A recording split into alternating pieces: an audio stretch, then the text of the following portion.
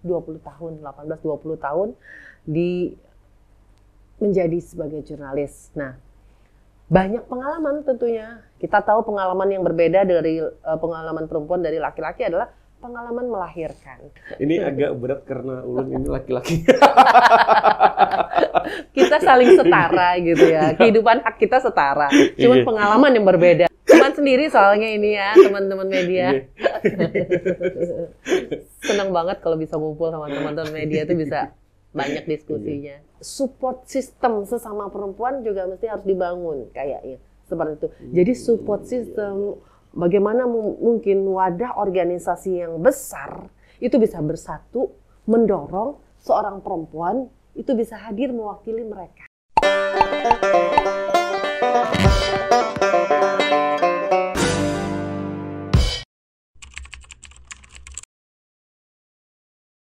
Assalamualaikum warahmatullahi wabarakatuh. Hari ini kita bersama Kananik. Kita tahu. Hai. Cuman sendiri soalnya ini ya, teman-teman media.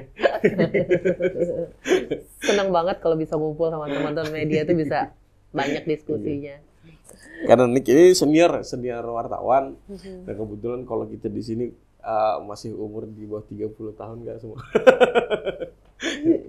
Nah, ini yang menarik ya sebenarnya untuk Kananik.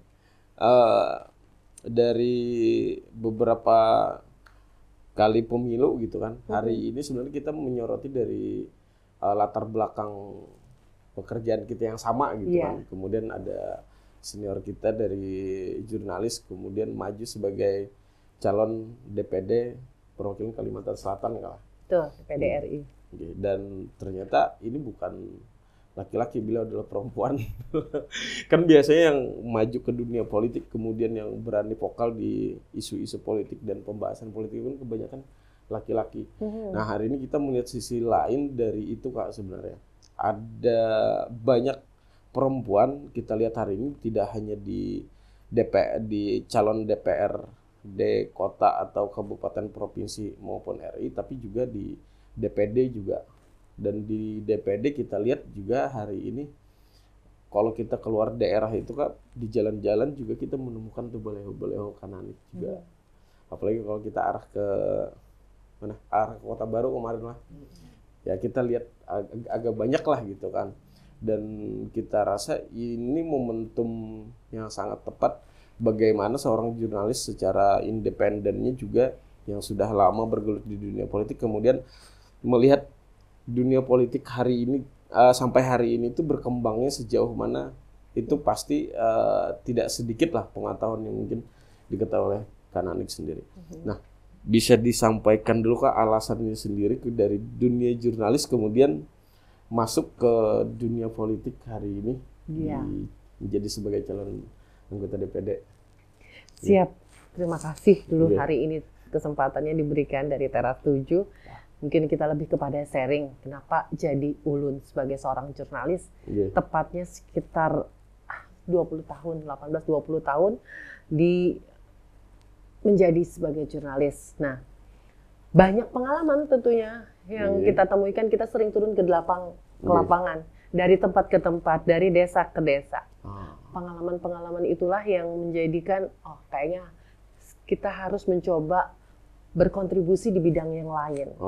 Ketika selama ini puluhan tahun kontribusi kita mengabarkan kepada halayak, mengabarkan kepada masyarakat informasi yang kita dapatkan, yang kita olah, kemudian kita sebar kepada masyarakat. Nah, sekarang adalah waktunya kita ingin berkontribusi di bidang yang lain. Terjunlah saya ke politik melalui DPD RI, non-partai independen. Karena memang saya mencoba bagaimana sih di DPD RI ini kita bisa berperan lebih seperti itu dengan kewenangan yang dimiliki, dengan peran yang dimiliki. Ya, seperti tadi dibilang perempuan yang biasanya umum jamak adalah laki-laki terjun ke politik, menjadi politisi gitu ya. Nah, inilah kemudian melalui pandangan-pandangan sebagai seorang perempuan inilah yang mencoba menjadi kontribusi dalam bidang politik. Sama-sama mungkin bersama laki-laki, politisi laki-laki, kita membuat kebijakan yang sama, tapi saya hadir untuk memberikan pandangan saya sebagai seorang perempuan. Nah, Karena tentu pengalaman perempuan pasti berbeda dengan pengalaman laki-laki. Perempuan seorang ibu rumah tangga, kebetulan saya sendiri juga. Artinya dengan pengalaman-pengalaman seorang perempuan, kita melihat langsung bagaimana mungkin di masyarakat. Saya sebelumnya berprofesi sebagai jurnalis, pengalaman saya menjalani kehidupan sebagai ibu rumah tangga, seorang ibu dengan mempunyai anak, bersuami, seperti itu kan kehidupan perempuan dengan segala kompleksitasnya. Bagaimana problematika seorang perempuan itu dirasakan sendiri oleh saya. Nah, kemudian dengan pengalaman inilah kita mencoba nih terjun ke politik dengan pandangan-pandangan pengalaman-pengalaman seorang perempuan. Kita tahu pengalaman yang berbeda dari pengalaman perempuan dari laki-laki adalah pengalaman melahirkan. Itu tidak pernah dirasakan. Tidak pernah dirasakan kan? Kalau mungkin pendidikan kita bisa setara gitu ya. Pengalamannya bisa sama lah, belajar sama-sama di kelas atau menuntut ilmu itu bisa sama. Bekerja kita bisa sama. Tapi bagaimana kalau pengalaman yang berbeda seperti melahirkan, menyusui lah seorang perempuan memasuki kehidupan menikah seperti itu. Dengan juga reproduksi yang berbeda, kita memiliki yang berbeda. Nah, tentu pengalaman-pengalaman rasa-rasa yang berbeda ini yang juga harus hadir untuk menjadi solusi. Karena pengalaman inilah yang kemudian sangat dibutuhkan. Kita kan perempuan juga banyak. Separuh dari masyarakat kita tentu adalah perempuan. Separuh dari masyarakat Kalimantan Selatan dan juga seluruh Indonesia, separuhnya adalah perempuan. Sayang kalau tidak ada warna perempuan, suara perempuan yang ada dalam kebijakan, mewarnai kebijakan itu untuk hadir. Inilah yang membuat kenapa saya harus terjun. Apalagi di tingkat nasional, tidak banyak perempuan yang saat ini duduk, bahkan mereka yang duduk itu adalah melanjutkan dari tugas sebelumnya, anggota sebelumnya yang kita sebut PAW seperti itu. Tapi bagaimana mereka mengumpulkan suara mereka sendiri itu belum ada dalam sejarah. Saya tidak tahu, koreksi saya kalau salah. Saya melihat itu belum ada gitu. Padahal perempuan ada di tingkat nasional, dia bisa menyuarakan. Karena kalau kita sudah ke tingkat nasional, legislasi tingkat nasional di Senayan lah kalau seperti itu tempatnya adalah kewenangannya tentu lebih banyak. Karena dia dekat dengan pemerintah pusat, bermitra dengan pemerintah pusat dan bisa menyuarakan langsung sama pemerintah pusat apa yang kemudian dihadapi ke daerah-daerah yang kita hadapi gitu. Istilahnya dengan kemampuan kita berkomunikasi dengan mereka, kemampuan kita melobi-lobi dengan pemerintah pusat, menyampaikan aspirasi daerah kepada pemerintah pusat, itulah yang kemudian menjadi niat dan tujuan saya.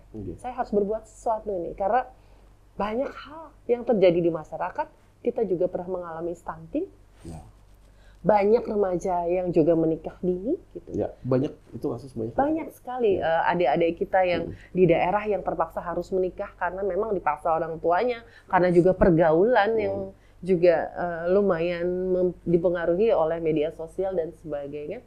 Nah, ini yang kemudian kita harus hadir gitu kepada mereka, bagaimana memberikan pemahaman, edukasi yang baik untuk mereka seperti itu. Nah, inilah yang coba Ulun sampaikan ketika turun ke masyarakat, mengedukasi kepada para perempuan bahwa penting juga loh perempuan itu hadir loh di setiap lini kehidupan, misalnya di pemerintahan maupun juga di pemegang kebijakan atau juga di legislatif seperti itu. Nah, karena apa? Karena pandangan-pandangan seorang perempuan tentu berbeda dari seorang laki-laki dengan pengalamannya seperti itu. Jadi pendekatan-pendekatan perempuan juga, kalau misalnya perempuan punya masalah, kita bagaimana menjadi problem solving mereka, tentu kan hati ke hati sesama perempuan lebih enak daripada kalau memang dari hati ke hati perempuan dan laki-laki kan mungkin kurang nyaman. Nah, tapi kalau bagaimana kita kemudian hadir bersama mereka, terbuka dengan perasaan yang sama, itu lebih mudah gitu. Nah, kenapa? Itu yang membuat saya istilahnya. Ini agak berat karena Ulun ini laki-laki. Kita saling setara gitu ya. Kehidupan hak kita setara. Cuman pengalaman yang berbeda antara perempuan dan laki-laki. Itu sih sebenarnya. Kan jadi PR kami kaum laki-laki nih Kak. Artinya kan kemudian bagaimana bisa memahami sosok perempuan di dunia politik ini yang juga perlu peran untuk bagaimana menjadi contoh bagi perempuan-perempuan yang lain kan gitu. Kadang-kadang kita yang laki-laki juga egois juga. Iya. Kita lihatlah di beberapa acara TV mungkin dalam perdebatan ada laki-laki dan perempuan, kadang-kadang intimidasi itu lebih berat ke perempuan. Tapi ternyata kita lihat, tidak jarang juga kita lihat perempuan juga narasinya begitu ganas juga, retorika yang dibangun untuk kembali membalikan apa yang menjadi pembahasan dalam debat. Kita lihat seperti itu, Kak. Nah, kemudian gini, latar belakang Kananik kan sebagai jurnalis nih, Kak. Sebagai jurnalis. Kemudian masuk ke dunia politik.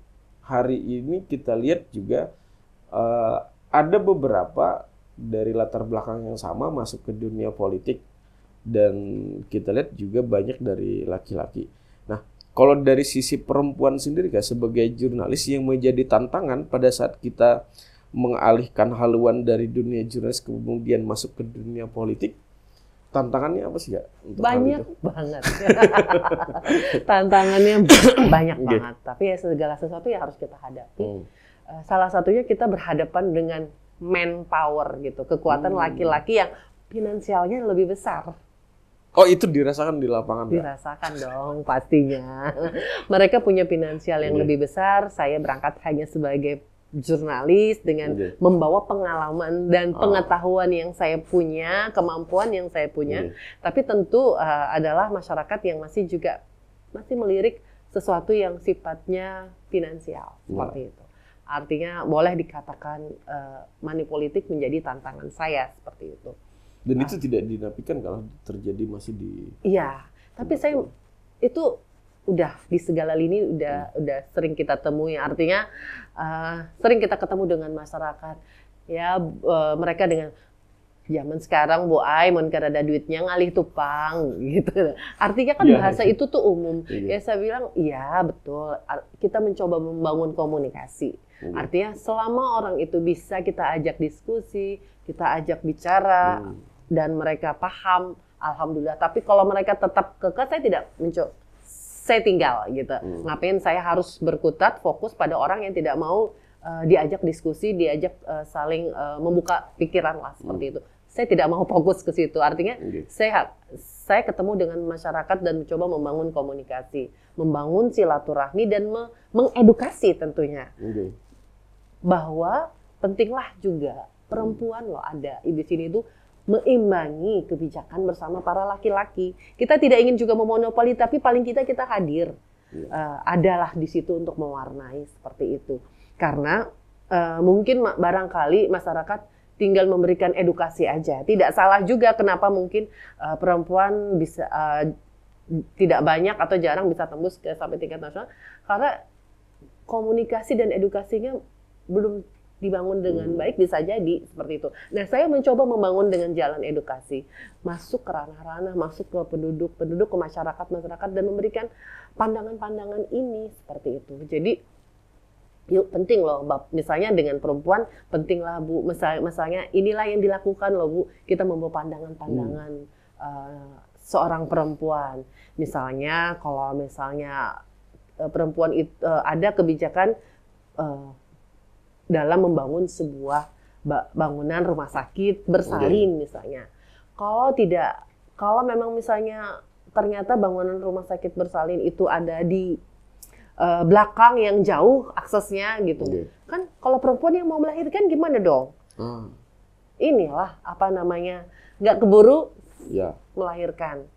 Nah, tapi kalau nggak bisa, kalau kita kan bisa berdiskusi dan berdebat, nggak bisa harus jauh pembangunan rumah sakit bersalin, harus ada di tempat strategis yang mudah diakses transportasinya, akses jalannya gitu kan. Karena setiap perempuan yang melahirkan kan tidak bisa diduga-duga. Tiba-tiba dia mau brojol di tengah jalan, nah kalau aksesnya jauh, itu juga merepotkan pihak rumah sakit tentunya. Nah inilah yang contoh kecil suara-suara perempuan yang bisa masuk untuk bersama para laki-laki saling berdiskusi, mencari solusi. Karena separuh penduduk kita perempuan, mereka juga punya problematika yang sama seperti itu, yang juga suara mereka harus kita bendung untuk diberikan solusi seperti itu. Kalau di lapangan sendiri, Kak, respon dari masyarakat sendiri kemudian ditampilkan dengan sosok perempuan yang menjadi calon perwakilan kita di tingkat pusat, respon masyarakat kita bagaimana, Kak? Respon Sampai masyarakat ini kita yang alhamdulillah yang ulun alami terjun ke kelompok-kelompok masyarakat perempuan sedikit demi sedikit, mungkin harapan saya pandang bagaimana kemampuan kita bisa meyakinkan tentunya. Insya Allah mereka sedikit demi sedikit mulai terbuka. Oh ya udah berarti saya harus memilih perempuan juga nih, penting buat saya gitu kan. Karena ini tujuannya jelas nih, seorang perempuan ini duduk nih seperti ini gitu. Artinya adalah masyarakat yang saya masuk dan kemudian mulai terbuka. Seperti itu pikirannya. Dan masih ada masih ada yang artinya mulai bisa terbuka karena bagaimana pendekatan komunikasi yang kita bangun tentunya kepada mereka.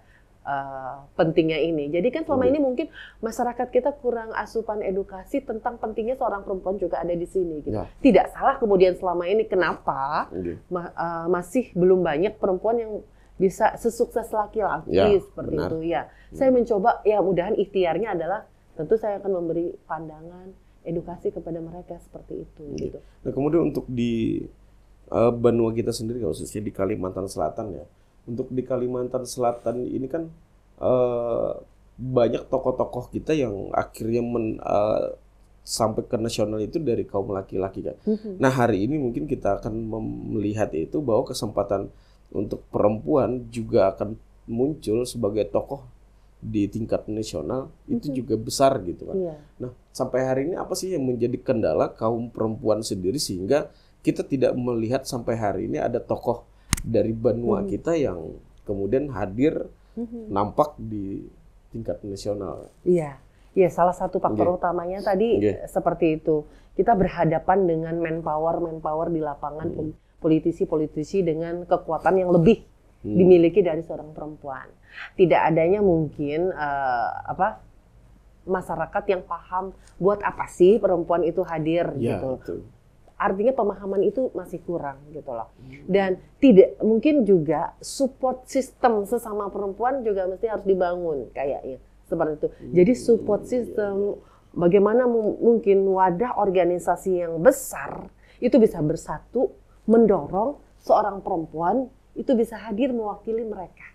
Seperti itu. Nah, inilah kemudian kemampuan-kemampuan bagaimana kemudian menyatukan suara-suara perempuan melalui wadah organisasi besar untuk bersatu. Artinya kita ada buat mereka. Saya hadir buat perempuan seimbang, setara bersama laki-laki seperti itu. Karena kepentingan-kepentingan inilah yang harus mereka sadari untuk bagaimana bisa bersuara di tingkat nasional. Itu perlu dorongan suara-suara perempuan juga seperti itu. Bahkan laki-laki kalau memang itu menyadari dari pilihannya yang dipilah dan dipilih ternyata ada perempuan yang juga punya tujuan yang baik, bisa aja suara laki-laki juga menyadari dia juga sadar perempuan juga perlu diberi suara seperti itu.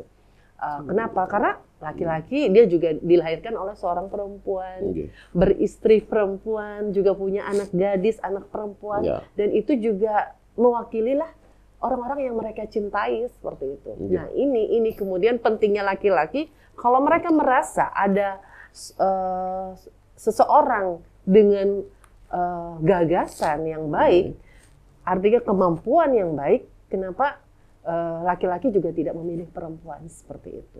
Ini jadi tantangan laki-laki. Tantangan laki-laki. Laki-laki juga tidak bisa hidup tanpa perempuan.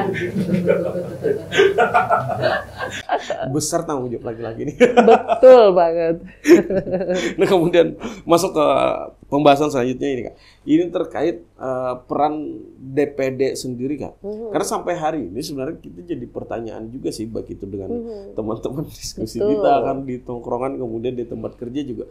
Pada saat ada pemilihan calon anggota DPR RI, kita juga harus memilih calon anggota dari DPD RI kan gitu. Nah, yang jadi pertanyaan kita sampai hari ini, peran dari DPD ini apa sih gitu? Iya. Apa perbedaannya apa gitu dengan DPR RI kan kita juga kadang-kadang ngambang juga nih. Karena sampai hari ini yang kita tahu di masyarakat juga masyarakat tahunya bahwa banyak itu dari calon anggota DPR RI dan kebetulan pada saat menjabat juga yang orang tahu oh ini anggota DPR RI dan jarang kita mendengar bahwa oh ada anggota dari DPD RI nih di tengah-tengah masyarakat gitu. Nah ini menjadi pertanyaan juga, peran daripada DPD ini apa sih? Ada sebenarnya perannya kalau memang kita bisa mensosialisasikan apa pencapaian-pencapaian kita, sebenarnya ada loh peran dan wewenang DPD RI. Ada diatur dalam undang-undang seperti itu. Jadi memang peran fungsi legislasinya sama. Artinya ada dia bisa memberikan saran dalam fungsi legislasi. Seorang DPD RI itu bisa memberikan masukan kepada proses pembuatan undang-undang, bisa mengajukan rancangan undang-undang tentu, dan juga bisa memberikan masukan. Karena nanti mungkin barangkali ada produk akhirnya adalah produk DPR RI, sebuah undang-undang. Tapi itu diproses bersama-sama DPD RI. Di DPD RI dia bisa memberikan saran, masukan, pertimbangan kepada sebuah produk undang-undang seperti itu. Nah, ada juga undang-undang yang mungkin saya harus lebih detail lagi, koreksi juga bisa bila saya salah. Ada undang-undang yang memang juga sudah dibuat oleh DPD RI. Produknya DPD RI, tapi tidak banyak. Hanya sedikit gitu. Ada undang-undang, mungkin saya harus lihat lagi yang saya pernah baca gitu. Ada undang-undang yang memang dibuat dan hasil produk DPD RI, tapi memang tidak banyak. Tapi lebih kepada banyak, bahasannya adalah hasil outputnya adalah tentu DPR RI yang punya produk itu gitu. Nah, tapi dalam prosesnya bisa mengajukan rancangan undang-undang dan bisa kemudian duduk itu memberikan saran pertimbangan oleh DPD RI. Nah, misalnya di Undang-Undang Desa seperti itu, kita punya Undang-Undang Desa yang saat ini lagi hangat dibicarakan gitu ya. Ada beberapa pasal yang masuk dari pintu DPD RI. Jadi mereka yang sudah punya gambaran bagaimana memberikan undang-undang dalam Undang-Undang Desa ini, saran pertimbangannya ada dari pintu masuk DPD. Saya lupa itu di pasal berapa, tapi itulah mungkin salah satu contoh fungsi dan kerja DPD RI. Gitu. Menjadi tantangan tersendiri Kak pada saat Kananik juga mungkin terjun ke lapangan dengan menyampaikan bahwa Kananik adalah salah satu calon dari anggota DPD. Betul. Perwakilan Kalimantan Selatan. Ada yang bertanya nggak di masyarakat sendiri perbedaan DPD dengan DPR itu apa? Karena juga kan menyentuh ke masyarakatnya itu apakah peran DPD ini juga punya peran besar untuk ke masyarakat atau tidak gitu? Itu yang mungkin yang jadi pembahasan juga di masyarakat. Nah, sepengalaman Kananik sendiri bagaimana Kak untuk setiap kali ketemu orang selalu ditanya. Ya, itu sih gitulah DPD RI. Saya belum pernah tuh istilahnya tahu tentang DPD RI gitu kan. Jadi memang kita juga punya peran yang sama seperti seorang DPR RI gitu ya. Dia ada juga kewajiban turun ke masyarakat, ke dapilnya, menyerap aspirasi. Seperti bentuk reses. Bentuk reses ya. Betul, ada itu. Jadi dalam setahun itu mereka punya masa reses yang sama dengan DPR RI seperti itu. Jadi samalah hak dan kewajibannya setara dengan DPR RI untuk kewajiban reses seperti itu. Dia mempunyai kewajiban yang sama dalam masa reses yang sama, waktu yang sama untuk terjun ke masyarakat, untuk turun ke desa-desa yang sudah memilih mereka. Artinya kita punya kewajiban nih turun ke sebuah tempat yang menjadi pemilih kita, kemudian menyerap aspirasi. Apa yang ada di tempat mereka, apa yang terjadi dengan daerah-daerah tersebut, bagaimana kondisi masyarakatnya yang sebenarnya itu menjadi masa reses itu menjadi masukan buat seorang senator dan juga legislator seperti itu untuk mengetahui dan kemudian menjadi kerja-kerja mereka ketika mereka kembali bertugas seperti itu. Ada sama seperti itu. Berarti itu juga menjadi pertanyaan di masyarakat sendiri ya. Karena kemarin sempat kita ngangkat di podcast ini juga Kak terkait perbedaan peran dan fungsi DPR RI dan DPD RI gitu. Karena tapi kewenangannya tetap masih luas DPR RI, kewenangan DPD tidak seluas DPR RI, tapi setidaknya itulah sedikit fungsi dan wewenangnya. Ada yang bisa dimaksimalkan untuk juga membawa kepentingan daerah gitu. Perimbangan keuangan daerah itu juga fungsinya ada di DPD RI gitu. Otonomi daerah juga ada di DPD RI kewenangannya. Kewenangan untuk otonomi salah satu lah ada di DPD kan. Betul. Lumayan besar sebenarnya untuk peran DPD. Nah, kemudian ini Kak, yang menjadi PR sebenarnya pada saat seseorang terpilih menjadi anggota DPD, ya kan?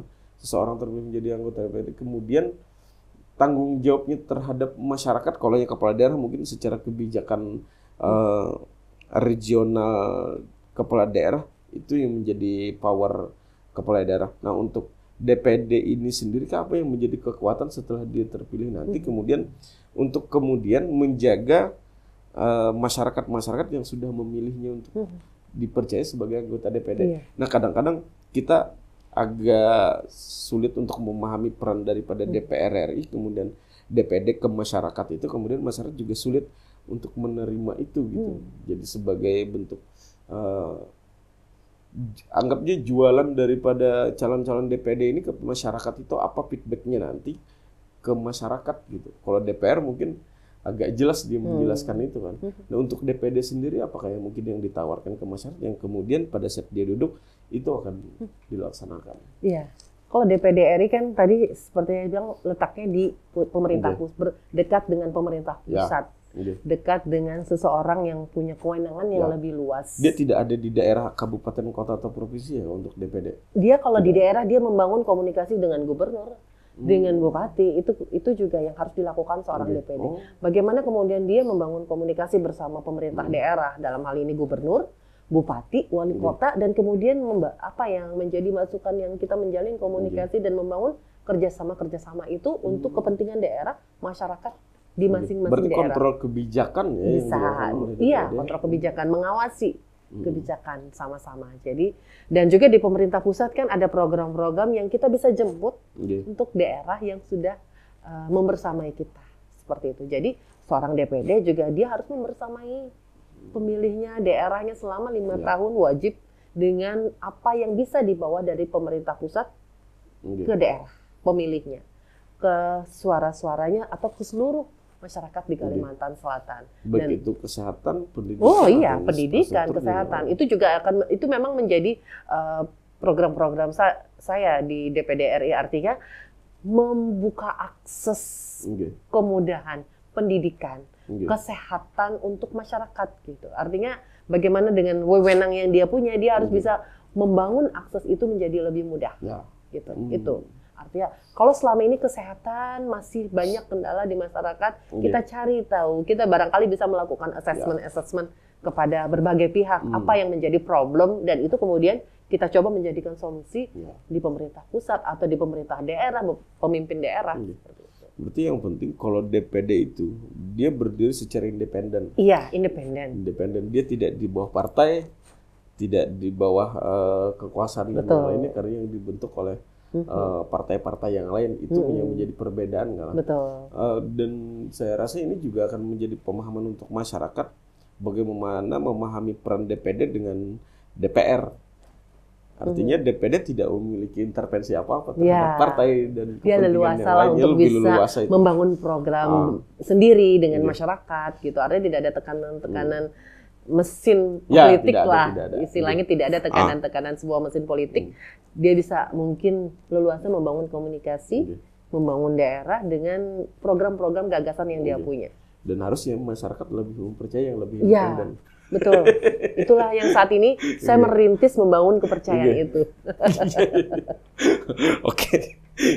Ini Kak, untuk Kak Nanik sendiri, untuk yang ini yang terakhir Kak. Siap. Harapan untuk Kalimantan Selatan, kemudian untuk Indonesia ke depan Kak. Ya. Tentu harapan untuk Kalimantan Selatan dengan saya hadir di DPD, saya ingin masyarakat Kalimantan Selatan lebih berdaya, lebih maju, dan lebih bisa membangun Kalimantan Selatan untuk Indonesia. Seperti itu. Kalimantan untuk Indonesia. Iya, Kalimantan Selatan untuk Indonesia. Membangun Banua Kalimantan Selatan untuk Indonesia dimulai dari desa, dimulai dari daerah. Setiap desa yang saya kunjungi, setiap desa yang saya bersamai, mudah-mudahan itu turut membangun masing-masing desa, kemudian menjadi sebuah Kalimantan Selatan untuk Indonesia. Seperti itu. Inilah tujuan dan harapan saya. Seperti itu, untuk kenapa saya hadir, ada sesuatu yang harus saya capai, goalnya. Oke Kak. Kemudian ini yang lagi ramai Kak, kita juga minta pesan juga dari Kak Nanik sendiri. menghadapi situasi politik hari ini Kak, ya, Iya. baik itu 01, 02 dan 03. Saya rasa dan kita juga dengan teman-teman ini bukan hanya jadi pembahasan di satu titik, tapi pembicaraan tentang Pilpres ini juga menyebar ke semua titik perdiskusian gitu. Dan untuk menjaga kondusivitas supaya berjalan lancar, kemudian adil, dan ini tidak menjadi ajang kepentingan kekuasaan gitu. Dari Kananik sendiri secara independen sebagai calon anggota DPD, pesan untuk masyarakat khususnya Kalimantan Selatan nggak? Menjadi pemilih cerdas. Ya. Menjadi pemilih cerdas, ya kalau memang kita sudah punya pilihan terhadap pasangan calon tertentu, terhadap calon-calon tertentu, ya sudah tentu kita melewati itu berdasarkan melihat jejak rekam dan sebagainya dari masing-masing calon, dan kemudian kita merasa banyak informasi yang kita lihat di masyarakat dan juga jangan sampai informasi yang hoax juga kita terima. Menjadi pemilih cerdas juga dia tidak termakan hoax gitu kan. Tidak termakan hoax. Tidak termakan hoax dan sudah menjaring dan sudah melihat rekam jejak dari masing-masing pilihannya seperti itu. Itulah. Jadi jadilah bijak, pemilih yang cerdas dan tidak terpengaruh dengan keriuhan gitu. Keriuhan yang ada baik di media sosial, di masyarakat dan sebagainya. Kita yang kemudian menjadi peredam untuk untuk tidak ikut barangkali dalam terjebak dalam konflik-konflik kepentingan dan sebagainya. Jadilah pemilih yang cerdas karena kita sudah kan sekarang ini internet sudah begitu dimudahkan. Gampanglah untuk mencari rekam jejak seseorang untuk kemudian menjadi pilihan kita seperti itu. Kemudian menjadi peran menjadi seorang untuk membangun pemilu damai. Gitu. Oke. Dari Kananik Kalimantan Selatan untuk Indonesia. Jadilah pemilih cerdas dan semoga apa yang kita harapkan untuk Kalimantan Selatan di Indonesia ke depan bisa tercapai dan Indonesia akan menjadi lebih baik. Amin ya rabbal alamin. Kami dari Kopi Teras 7 mengucapkan terima kasih. Assalamualaikum. Waalaikumsalam. Terima kasih Teras 7, sukses.